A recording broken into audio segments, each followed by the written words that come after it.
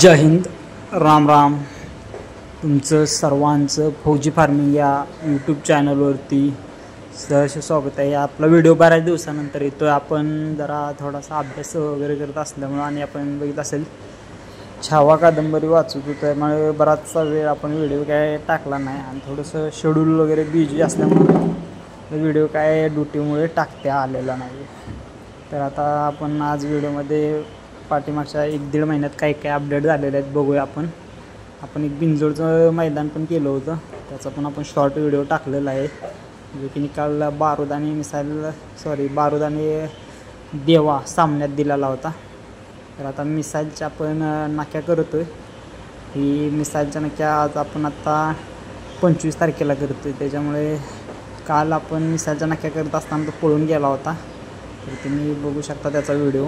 काल एवढे सर्व दावी वगैरे हातातून सुटून पळून गेला होता आणि त्यानं गेटच्या भिंतीवरून, तुम्ही पाठीमागे जी भिंत बघत असाल त्याच्यावरून उडी मारलेली. तर तो खूप डेंजर. आता जसा दुसरा झाला आहे तेव्हापासून तो जास्त ॲग्रेसिव्ह झालेला आहे, खूप जास्त प्रमाणात. कारण तुम्ही या ठिकाणी बघू शकता घरातून व्हिडिओ बनवलेला. सगळ्यांची पळापळी झाली मिसाईल सुटल्यानंतर, कारण तो काही कोणाचं ऐकतच नव्हता. तर कशा पद्धतीने उड्या मारतो आहे तुम्ही बघू शकता आणि त्याचं स्पीड वगैरे तुम्ही विचार करू शकता की तो कसला खतरनाक वरून गेटच्या वरून गेला असेल. एका सेकंदात वरून पलीकडे गेला आणि त्याच्या पाठीमागं परी गेलेलं झाडं असल्यामुळं आणि तिथं बाथरूम असल्यावर तुम्हाला दिसलेले नाही आहे. तर दुसऱ्या दिवशी आपण मग त्याच्या नाक्या करायसाठी घेतलेल्या आणि व्यवस्थित त्याच्या नाक्या वगैरे करून घेतला. त्याला ॲक्च्युली झाडाला बांधूनच ठेवला आणि मग त्याला जमिनीवर पाडून नाके केलेले. तर जवळजवळ मिसाईल 2 वर्षाचा झाला आणि त्यानं लवकरच दात लावला असेल किंवा त्याच्यापेक्षा पण जास्त वय असू शकतं त्याचं. दात लावल्यापासून त्याच्या आत्तापर्यंत कधी आपण नाक्या केल्या नव्हत्या. पहिल्यांदाच आपण आता नाक्या केलेल्या आहेत. त्याच्या फर्स्ट टाईम आहे त्याची नाक्या करायची. त्याच्यामुळे कदाचित काल तो घाबरला वगैरे असेल, काही झालं असेल, त्याच्यामुळे तो काय सुटून गेला होता. आज आता व्यवस्थित आपण बांधून वगैरे ठेवलेला आहे पिपळाच्या झाडाला आणि नाक्या पण करून घेतलेल्या आहेत त्याच्या. मिसाईलच्या नाक्या करताना काल 2 जण होते, 3 टोटल होते, पण काही ते जमले नाही. त्याच्यानंतर आता मिसाईलच्या नाक्या झाल्या, आपण बारूदच्या घेतलेल्या आहेत. मिसाईल मैदानात गेलता पण त्या दिवशी काय झालं काय माहिती, त्याचा व्यायाम वगैरे नव्हता. 1 महिना तो घरी बसून असल्यामुळे ॲग्रेसिव्हपणा करत असल्यामुळे त्याला काय व्यायाम दिला नव्हता. पण तो खालून गाडी सुटताना खूप जोरात पळत होती पेडगाव फाटीला. म्हणून अर्ध्यातून त्यानं गाडी सोडून दिल्यामुळे काय तिथं गाडी काय पळाली नाही. 4-5 नंबरला गाडी उतरली असेल असं मला वाटतं.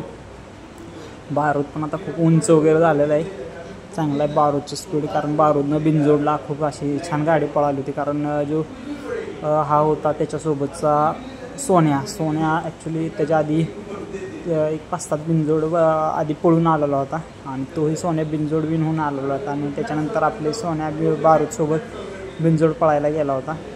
ॲक्च्युली आपण कॅप्टनसोबत पळवणार होतो, पण ड्रायव्हर म्हटले की जरा कॅप्टनला जास्त स्पीड आहे म्हणून आपण त्याला नको झोपायला. तर आपण सोन्यासोबत झोपूया. त्याच्यामुळे सोन्यासोबत बिनजोड टाकली. तर सोन्या बाहेरच्या साईडनं चांगला ठाम असा पळतो आहे, पब्लिक किंग असल्यासारखाच आहे. त्याच्यामुळे काही गाडी 1 नंबर पळत होती. गाडी पाठीमागं होती पण त्याच्यानंतर खूप स्पीड लावून गाडी सामन्यात सुटलेली. त्यामुळे तिथं आपला बारूदचा थोडासा बिनजोडचा गुलाल झाला आहे त्याचा. पण जेवढं यश पाहिजे असं काही आपल्याला बैलगाडी क्षेत्रात भेटलेलं नाही. कारण बैलगाडी क्षेत्र असा विषय आहे की वायदी वगैरे खूप काय गोष्टी आहे त्याच्यात.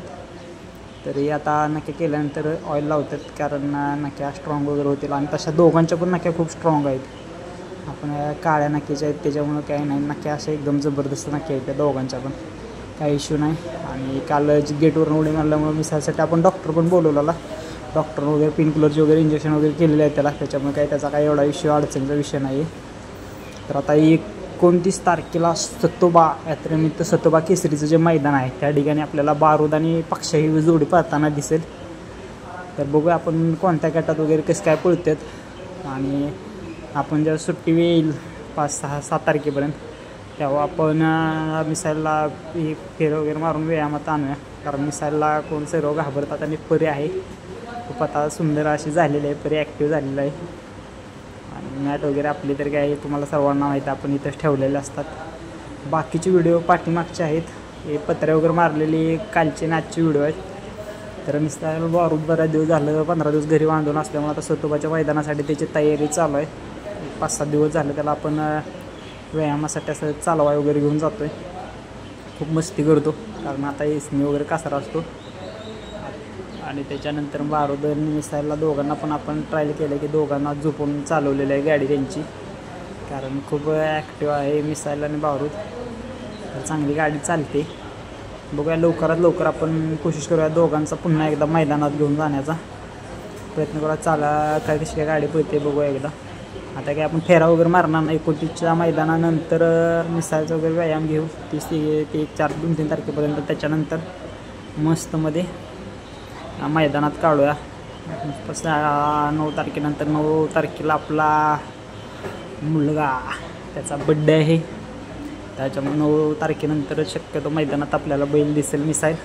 आणि बॅक टू बॅक मैदान करेल. 22 तारखेपर्यंत सुट्टी आहे, त्याच्यामुळं दिवाळीच्या आतमध्ये 4-5 मैदान करून आपल्याला मिसाईलवर हे करायचं आहे. तर तुम्ही बघू शकता त्याला एका दाव्यानं बांधला की असा ॲग्रेसिव्हपणा करतो.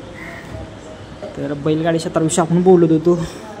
नॉर्मली जरी कोणाचा बैल आपल्याला पळवाय घ्यायचा असेल तर त्याचं जाणं येणं खर्च, त्यांच्या मुलांचा खर्च हा द्यावा लागतो आहे.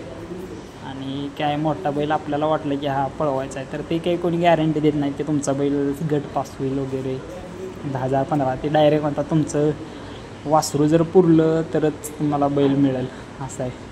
त्याच्यामुळं अवघड विषय. पाठीमागच्या शनिवारी आपण फेरा मारण्यासाठी तयारी केली ती, काय आपला काही फेरा मारता आला नाही. पाठीमागच्या रविवारी शनिवारच्या दिवशी आपण गरम पाण्यानं दोघांना पण आंघोळा घातल्या होत्या. काय कारणास्तव पोरांनी फेरा कॅन्सल झालेला आहे.